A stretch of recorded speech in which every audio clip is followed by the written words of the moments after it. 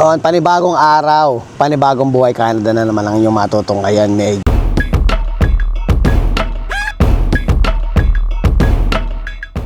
maano ang panahon ngayon, maambon. At nakita nyo naman itsura ng ano natin, ng paligid natin na yan. Maberde na siya ngayon.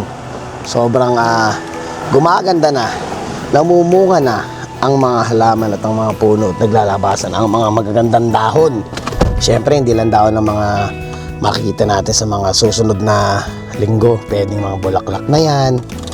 Siyempre yung mga pananim ng mga ating mga kababayan dito. Hindi lang naman kababayan, ibig sabihin lahat. Yung mga Canadian, mga mahilig sa mga halaman, andyan na maglalabasan na lahat. Puro magaganda na sa mata yung makikita yung susunod na mga vlog, mga kamamo. Yung nga pala mga kamamo, papasyalan ko muna uli si Joseph ng Hungry Cuisine, kasi nung nakaraan nagpunta tayo, nag-present lang siya ng konting item niya or konting niya sa menu. Ngayon bukas na sila, titingnan natin yung mga masasarap, mga kamamo. Sabi sa inyo, matatakam kayo dun sa mga sa mga desserts na inaano niya, kasi usual nagpunta na rin ako after nung vlog natin, nagpunta na rin ako, may mga natikman din tayong mga ginagawa niya, mga binibake niya. Ngayon pipick upin ko kasi yung tart. Nasarapan si Mrs. dun sa tart na ginawa ni Joseph. Ikaw ba naman taga Goldilocks ka dati, hindi mo master yung mga masasarap na na dessert. So ayun lang, nakakatawa lang mga kamamo, dahil nung araw na yun makipagkwentuhan din tayo ng konti sa kanya. Tatanungin natin yung first day nung pag-open ng restaurant niya. Kaya medyo tayo dito parang excited ako si kamamo, kasi syempre excited ako doon sa kabarkada natin, sa tropa natin na nagtayo siya ng business para sa pamilya niya. At the same time, hilig pa niya yung inopen niyang restaurant. Masarap lang makakita ng mga ganong kamamaw ng mga Pilipino. Nakaka-inspire kasi mga kamamaw. Yun ang sinasabi natin na huwag mong kainggitan yung mga taong umaangat. Gawin mo silang inspirasyon para maging maayos din ang buhay mo. Ayan mga kamamo, pupuntahan na natin siya. Mga kamamo, hingi pala ako ng sa inyo ng konting suggestion sa inyo kung ano yung mga medyo malapit dun sa sa Tyrese Museum sa Alberta. Kasi alam mo naman, once in a year lang naman kung sakaling lalabas o mamamasyal, syempre itutur ko yung mga manonood natin, pupunta tayo sa Tyrese Museum. Baka meron kayong alam na lugar na malapit doon sa Tyrese Museum na pwede natin pasyalan. Actually, one day lang naman kami aalis ni Mrs. Kasama ko si Jacob. So, baka yung mga alaga natin is maiwan na dahil nandun naman yung ate Bless niya. Isisingit ko lang dahil yung Mrs. ko ay hindi pa nakakapasyal ng museum na yun. So, gusto ko lang mapa-experience kay Mrs. yung makalabas at the same time, lalo na kay Jacob. Ayan, sa mga gusto sa mga nakakaalam na may malapit na pwede pang pasyalan dun mismo sa may Tyrese Museum, like around 1 hour drive lang yung layo.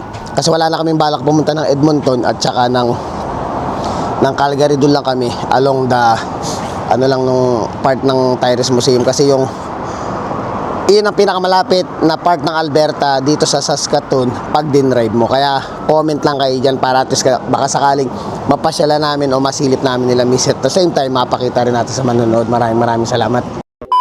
Yun, ko na rin pala kay Kuya Alex yung sasakyan, kasi para hindi na kami umarkila. Kasi kung hindi kami arkila, malaking tipid na yung iarkila sana namin ng sasakyan is pambayad na rin ng gas yun. At the same time, pwede na rin namin pangkain ni Mrs. yun, magkano rin ang pang-arkila ng sasakyan, di ba? Kung arkilain ko siya ng 3 days to 4 days, nasa almost 500, baka nga 500 pa yun, plus insurance pa yun. Di katulad kung itong sasakyan natin gagamitin natin is laki ng tipid. Papacheck ko kasi yung shock nito, kasi the last time na nagpunta tayo sa Steven Auto, sabi niya kasi palitin na yung shock sa harapan sa may kanan. So pag pinalitan mo yung kanan, dapat palitan mo yung kaliwa para pantay ang kasi kung kanan lang ang papalitan natin, ang masisira agad yung kaliwa naman. So kailangan talaga sa may palitan. Kaya bala ko, dadaan ako kay Kuya Alex, papacheck ko yung shock, tatanong ko kay Kuya Alex kung kaya pa bang ilong drive, kasi mahirap na, kasi may bata tayong kasama. Tsaka na mahirap yung magdadrive ka na parang nag-aalanganin ka sa yung nag-iisip-isip ka pa, iniisip mo yung Baka mamaya hindi pala kaya ng ano, alam mo yung ganun, imbis na parang ini-enjoy mo yung pagdadrive mo, yung paglo-long drive mo, kasama mo yung pamilya mo, is sinasama mo pa yung isipin na baka mamaya masira yung sasakyan. Hindi ko naman sinasabing masisira, pero kumbaga ba, for safety purposes din, kaya ako din balak idaan kay Kuya Alex yung ano, itong sasakyan. Holiday pala ngayon, di ko expect kasi balak pupunta ako sa teller at may tatanong ako. Di ko na natanong dahil holiday pala ngayon. So ngayon, double pay pala mga kamamo. Ay nako, sarap, double pay. So malaking bagay din yung double pay na yun, at kahit pa paano may pandagdag tayo ng ano, ng grocery sa ating ngayong buwan na to. Kaya malaking bagay yan. Napakatahimik ng ano eh. Oh. Yung mga ganitong itsura, kala mo sa Pilipinas si ano eh. Yung para bang ano, laban ni Manny Pacquiao. Usually naman pag may laban si Manny Pacquiao, ganyan dati talaga nung kabataan natin eh. Pero ngayon may laban ata siya ngayong taon. Na ayun, sana manalo siya. Ilang taon na rin si Pacquiao, di ba? So kumbaga kahit sabihin nating matanda na si Pacquiao, is talagang kinukuha pa rin talaga siya. Talagang ano, malakas ang karisma ng Pacquiao, tsaka talagang iba yung Pacquiao talaga, Manny Pacquiao. Kaya saludo kay Manny Pacquiao sa boxing. Yan. Ayun mga kamamaw, di ba naulan na naman? Speaking of naulan, ayan, sasakyan natin is basa na naman. Actually nilinis ko to 2 days ago eh. Yan ang problema sa wala kang sariling garahe na may bubong. Kaya pag naglinis ka, kaya hindi ko masyadong alam mo yung pinapakintab ng sobra, yung talagang kinikinis ko pa talaga. Dati nagkikinis-kinis ako ng sasakyan eh. Pero kinikinis ko naman yan once in a blue moon. Pero so far naman, nakita nyo naman, maano naman siya, maayos na talaga siya, malinis ang sasakyan natin. Kaso nga lang, yung effort na ginagawa mo, napakahirap mga kamamo, na sobrang papakintabin mo na talagang shiny, tapos biglang ano, biglang uulan, di ba? Sayang yung effort mo. Minsan nilabot pa ako ng 2 oras paglilinis ng sasakyan. Kaya yun yung problema pag wala kang garahe. Mama, dito na tayo sa Angry Hub. Kaya yung Mrs. ni Joseph. Yung mga ano ba tayo dito? Meron silang ano, Bake Alaska. Naku, sarap naman tayo ng itsura. Sir, yema cake. Meron siyang yema cake, ubi cake. Ganda ng ano, presentation no? Chocolate cake. Then ito yung on-order natin, yung ano, yung fruit cake, fruit tart. Ayan yan. Diba nakakatakam, no? Kaya punta na kayo dito sa Hungry Cuisine. Yan o. Meron din silang vanilla crumble, chocolate crumble. Parang kala mo Dunkin' Donut eh. Ayan, so ganyan yung order natin. Sarap. $4.99 yung isa, pero malaki yan mga kamama. Meron din silang, ayan, may pa pre-taste pa sila. Nakaraan yung pre-taste na chocolate cake. So ito ngayon, isa ng ube. Ayan, meron din silang dito mga cookies. Idol! Wala. Truffle cookies, ayan. Meron silang banana, that's the banana dots cookies. Banana dots, ayan. Banana bread, di ba?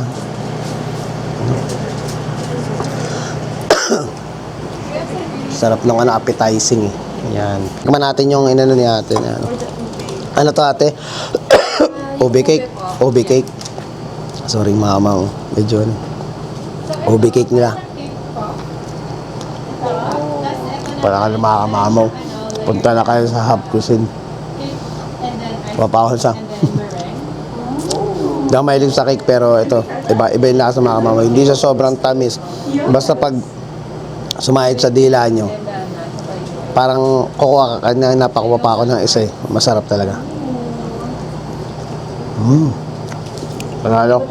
Ano, titikim siya. Ano pangalan mo? Michael po. Michael and Anjanette. Anjanette. Sige. Tikim mo ulit kahit na, tas ano nyo lang yung, sa tingin nyo ano yung lasa ba? Yan, cheers eh, ano? Cheers pa sila. Ano yung ano? Yung, It's like nice and fluffy, yeah, and it's a nice cream on top. yeah. Then how was the, what do you call this one, the sweetness? It's just right. It's Yeah. just right. It's Yeah. not too sweet. not too light. Parang, ano? Saka yung crunch ng coconut. I like the texture. Oh, yeah. Like melts in your mouth. Yeah, sure. Yeah. Thank you. Diba? Yeah.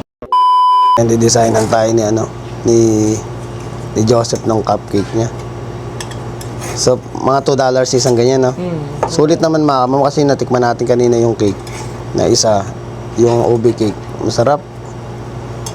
Yun nga lang dito, that control yun, pag di mo kinontrol, baka naman lumuubo ka kakain ng ano. Pero actually, hindi naman siya sobrang tamis. Pero syempre, sugar pa rin, di ba? Pero the best talaga ito yung recommend natin sa inyo sa mga mahihilig dyan sa mga ano, sa mga cakes. Yung mga variety siya ng ano. Ginagawa yun. Tsura na yun, sarap oh. Wala pang ang toppings, parang nakakatakam na eh.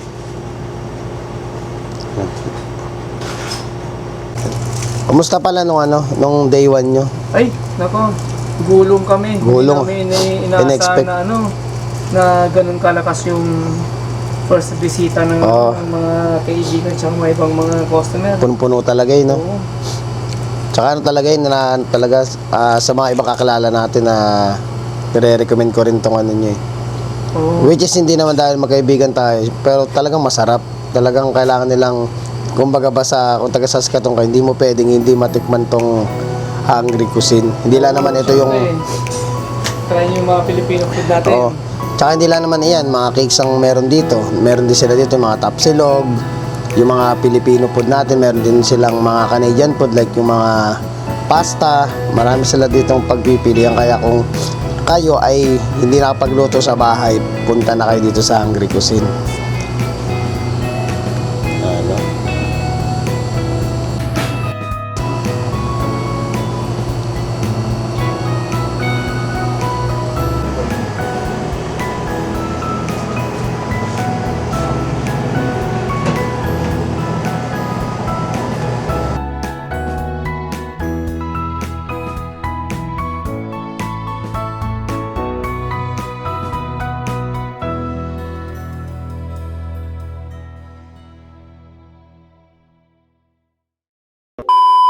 So yung mga mama, papasok na tayo. Meron lang ako isi-share din mga kamamaw na ano. Actually mga kamamaw, shoutout muna kay Baroro TV. Ayan, lagi ko na lang yung Facebook page niya dyan. Ayan. Ay hindi na YouTube channel niya. Ayan, tsaka sa Facebook kasi nagpo-post din siya. So subscribe nyo na lang si Baroro TV sa mga gustong makapanood ng mga piyestahan dyan sa Pilipinas. So nagkataon kasi mga kamamaw, habang nagdadrive tayo. Ano kasi ako, subscriber ako ni Baroro TV, which is kaklase ko kasi siya no high school.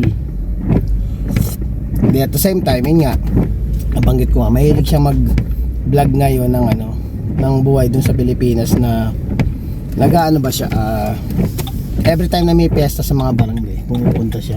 Nagkataong piyesta sa amin yan, belated happy piyesta pala sa San Pascual, Hagonoy, Bulacan. Ayan, shoutout sa inyo dyan, shoutout sa pamilya ko, sa mga kababata ko, shoutout sa inyo lahat dyan. Ayun, inano nga niya, binlog niya yun. So, syempre, ako taga doon ako lumaki, doon ako nagkaisip, doon ako pinanganak. Nakakatawa mga kamama, lalo na pag nasa Canada ka, mamimiss mo yung mga ganong video, yung gustong-gusto mong umuwi pero di ka makauwi, pero makakita ka ng ganong video, syempre automatic hindi mo papalagpasin yung ganoon. Alam mo yung nakatatlong panood na ako mga kamama, 30 minutes mahigit yung video, pinanood ko siya ng 3 beses. Talagang pag pinapanood ko mga kamama, feeling ko parang sabi ko parang gusto kong umuwi ng Pilipinas. Pero syempre, alam mo bakit gusto kong umuwi, syempre namimiss ko rin yung mga magulang ko. Actually nahagip dun sa video yung papa ko nandun sa tulay. Namimiss ko lang yung mga magulang ko. Syempre wala nung kaedad na tayo, syempre nagkaroon na tayo sa sarili natin buhay. Syempre darating ka sa point na may times na talagang mamimiss mo yung kasama mo yung magulang mo. Kaya ako sana pinagdarasal ko in the future, sa ngayon hindi talaga kaya mga kamama, gusto ko mamuwi, lalo na sa mga anak ko. Gusto ko na makasama yung mga anak ko at dalagang binatan. Wala tayong magawa. So yun na nga, inano niya yung San Pascual na yun. So kung gusto niyo mapanood ko ano yung tsura ng barangay ni Kamamaw sa Pilipinas, panoorin nyo yan. And tsaka ano rin, gusto ko na ding i-ano yung pagkakataon na to. Isa-shoutout ko na rin yung bagong mayor na nanalo ng Hagonoy, si Charo C. Alvarado. And ito na yung pagkakataon ko siguro na sabihin yung bagay na ito dahil ako isa bilang mamamayan ng San Pascual, Hagonoy, Bulacan at ng Hagonoy is ako na experience ko talaga yung panahon na napakaganda ng Hagonoy. And sinashoutout ko rin yung mga lahi ng Ople. Para sa akin nung panahon ko, yun yung mga gagaling na politiko talaga na humawak ng Hagonoy. Alam mo ba ang bakit? Dahil mga kamamaw, sila talaga yung makikita mo yung panahon ko, walang baha. Naririnig nyo na kasi yung baha sa Hagonoy, di ba? Parang halos parang nabotas. Dati pag sinabi mo yung baha, nabotas yung sasabihin mo. Ngayon, pag sinabi mong baha, Hagonoy na yung sinasabi, tinalo na namin nabotas. Shoutout po dun sa bagong nalong mayor na si Miss Charo C. Alvarado. Congratulations po. Ay panawagan ko lang po bilang isang mamamayan na naging kabataan ng San Pascual, Hagonoy, Bulacan at ng Hagonoy, Bulacan, ay sana naman po ay mapansin nyo yung number 1 na pinaka problema ng Hagonoy. Napakaganda po ng Hagonoy, mga kamama, sa totoo lang, when it comes sa yamang tubig and dagat, palaisdaan, ilog. And yan po mayaman ang Hagonoy pagdating sa paano po tayo lumaki tayo sa seafood, sa mga isdang dagat, isdang palaisdaan. And talagang napakasarap ng mga sarap kumain ng sariwang isda. Yan, panawagan ko lang po dun sa bagong mayor na sana mapansin din to sa vlog ko. Sana po mabigyan nyo o matunan nyo ng pansin yung pinaka problema talaga ng Hagonoy. Kasi napakaganda po ng Hagonoy, wag po natin hayaang mabura sa mapa. Yun nga, ang problema kasi talaga ng Hagonoy, i-share ko lang din is yung baha. Ang talaga pong para sa akin, matagal ko lang gustong sabihin to even to sa mga nagpo-post sa mga nasa Hagonoy, is talagang minsan nagko-comment ako dun sa hindi dahil para mambatikos or para concern lang po ako, dahil ako po bilang ako nung kabataan ko na experience ko yung napakaganda ng Hagonoy. Sana po yung mga kabataan ngayon ma-experience din nila kung gaano ba kaganda talaga yung Hagonoy. Ang pinaka lang po, sana po mabigyan pansin lang yung sana po ay mahukay na yung ilog. Kasi nung panahon po ng Ople, dati natatanda ko nung bata ako, everyday pagsisilip kasi may bandang ilog, may humuhukay, may crane na humuhukay ng lupa sa ilog para lumalim siya. Yun po ang solusyon. Alam ko pong alam nyo din yan, pero lang, panawagan ko lang po na sana mapansin. Ayun, mahukay po sana uli, maging active po uli sana sa ganoon. Kasi sayang naman po yung Hagonoy kung puro na lang po ang mangyayari, puro tampak na lang ng kalsada. Kawawa naman po yung mga bahay na matatabunan ng dahil pataas ng kalsada.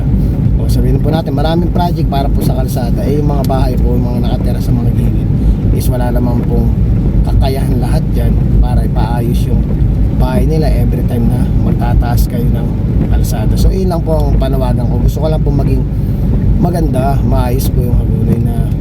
Kasi ako minsan na-experience ko po kasi talaga pag nauwi ako ng Pilipinas, minsan syempre enjoy ako, kasama ko yung pamilya ko, kasama ko yung mga magulang ko, mga kapatid ko, ay kasama ko sila, pati yung mga anak ko. Pero minsan may times na alam mo yung gusto mong lumabas, gusto mong i-enjoy yung hangin sa labas, na nakatambay, na ma-reminisce mo yung mga pinagdaanan mo, yung mga bagay-bagay ba na nung kabataan ka. Syempre pag umuwi ka, normal binabalikan mo yung mga dati mo tinatambayan sa labas, nakikipagkwentuhan ka sa mga kaibigan mo, di ba? Nagkakataon kadalasan, mga kamamo, sa dalang ko umuwi ng Pilipinas, every time na nauwi ako, puro high tide. So nangyayari, nakukulong lang tayo sa bahay. Although dapat ma-enjoy natin yung bakasyon natin, minsan ayun nga, nahaluan nga ng gano'n na may baha, diba? Yun lang naman po ang natin, pero hindi naman po ako wala po akong against kahit sino man dyan na po. Ang sa akin lang po is concerned citizen lang tayo ng bayan ng Hagonoy. Sana po mabigyan ng pansin. Tsaka happy belated happy fiesta sa San Pascual, Hagonoy, Bulacan. So mga kamamo, nandito na tayo sa trabaho. Meron pa tayong 10 minutes bago pumasok. So tuloy ko lang konti yung kwento about dun sa yung sa Hagonoy, yung sa San Pascual. Napakasarap mga kamama kung maalala ko lang yung mga bagay na panahon ng kabataan ko na nung panahon noon, yung kalsada namin. Alam mo yung pag low tide ka mga kamama, makikita mo talaga yung may part ng sahig ng ilog na walang tubig talaga. Ganun siya kababaw. Ganun kalalim ang ilog namin. Kaya pag naglo-low tide talaga, wala talaga siyang tubig. Tsaka number 1 din kasi mga kamamaw, kung hukain mo yung ilog, maiiwasan mo yung pagbaha ng mataas. Kasi usual ay bandang Hagonoy, tapos bandang Apalitin, talaga yung mga matataas na talaga pag nag high tide is napakataas ng tubig na halos parang lumulubog na yung mga bahay. So naano ko lang na kung mahuhukay mo yung ilog, kasi ang purpose kasi nun kung mahuhukay talaga sa mga manonood, pag hinukay kasi nila yung ilog, automatic kasi yun mga kamamaw. Kagandahan sa Hagonoy dati, pag low tide siya at yung dam ay naglabas ng tubig dahil di ba minsan bumabagyo, di ba? Pag bumagyo siya at low tide, hindi magbabaha ang Hagonoy dahil automatic yung tubig na ilalabas ng dam is dediretso siya sa dagat. So hindi kami apektado. Kaya pag sinasabi nila ay ang taas ng tubig dito sa ibang part ng Bulacan, tapos sasabihin hindi ang taas ng baha sa Hagonoy, dati masasabi mo hindi, baka sa inyo lang dahil bumugso lang yung tubig ng dam, kung Angat Dam ba galing yun, kung saan mang dam na malapit sa Bulacan, hindi kami apektado kasi didiretso lang siya sa dagat. So yun ang magandang solusyon. Kung mahuhukay talaga nila yung ilog, masisimula na nila, which is ewan ko, naririnig ko rin na masinisimula na, pero hindi pa talaga totally nakapokus yung gobyerno ng Hagonoy para tutukan yung ganung problema. Kasi yun talaga yung pinakamagandang solusyon kung ibabalik nila yung dating ginagawa ng mga Ople. Shoutout kay Senator Blas Ople, nasa nasa langit na si Blas Ople. Yung mga anak niya ay si Raul, si Tote Ople, magagaling yung mga yan. So para sa akin yun yung mga best na humawak ng Hagonoy dati. Shoutout din kay Kapitan Amboy Manlapas, naging mayor din namin yan ng Hagonoy. So yun lang, na sana masolusyonan ng maayos yung para lang din sa kabataan din yung sinasabi ko. Hindi ako nagsasalita o para sabihin ay nagmamagaling ako. Hindi ako nagmamagaling. Concern, iba yung concern sa parang nagmamatalino lang. Ako concern lang ako dahil syempre masarap din mga kamamo na makita mo yung lugar mo na parang maayos, di ba? Kasi doon ka lumaki. Tsaka may pagmamalaki talaga yung Hagonoy when it comes sa mga may yaman talaga. May yaman ang Hagonoy when it comes sa mga islang dagat talaga. Sobrang diyan tayo lumaki. Halos nung bata ako, madalang lang ako makatikim ng mga karne. Hindi talaga nakakatikim ng karne madalas. Si kamamaw, ang lagi ko natitikman talaga, sariwang hipon. Ako sarap, sariwang bangus, sariwang tilapia. Yun yung mga bagay na namimiss ko ngayon. Na dati, ang gusto ko, makatikim ng tosino, makatikim ng baboy, ng baka, ng manok. Ngayon, baliktad na. Dati, yun yung mga hinahanap ko ngayon, sawan-sawa na ako. Ang hinahanap ko, yung mga kinakain ko nung kabataan ko. Kaya pag umuwi ako ng Pilipinas, automatic yan si mama ko. Nag-ano na yan, nagbababad na yun ng bangus sa may sukang, may bawang. Ayan mga masasarap na natin na mga tinitira natin. Minsan nga pinapapako na lang na wala ng kanin yung bang alam mo yung sinusulit mo yung 30 days mong bakasyon, dahil pagbalik mo dito wala ka na matitikmang ganun. Tapos yun, masarap din ang luto ni mama ko, yung pusit, adobong pusit. Sarap niyan. Kaya yung mga namimiss ko. Nung napanood ko nga yung kay Baroro TV, parang sabi ko, nag-sink in sa akin, sabi ko sana one day, total di ba nagbablog na nga tayo, kasi nung dating nauwi tayo ng Pilipinas, di naman nagbablog si kamamaw. So pag uwi ko, ang mga gusto ko talagang gawin pag may free time na ako, dahil syempre madalang lang susunggaban ko ni pagkakataon, babalikan ko yung eskwelahan ko, kung saan ako nag-aral. Ay katulad yung sa may vlog na yun, meron doon pinakitang simbahan, meron daycare doon ako nag-daycare. Kaya parang makikita ko siya, although parang iba na yung itsura talaga, malaki na yung pagbabago kasi ang tagal na parang bumabalik sa akin yung panahon na ako yung nandun ako sa panahon na yun, na ito yung edad ko.